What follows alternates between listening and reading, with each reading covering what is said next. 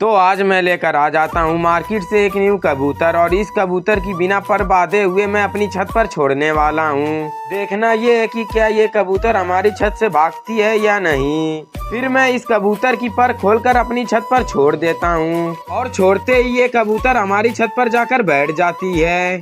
फिर तभी मैं देखता हूँ कि ये कबूतर तो हमारी छत से उड़कर भाग गई है। फिर मैं देरी ना करते हुए अपनी सारी कबूतरों को उड़ा देता हूँ, ताकि ये कबूतर हमारी कबूतरों को देखकर वापस आ जाए। और काफी टाइम उड़ने के बाद भी वो कबूतर वापस नहीं आई है।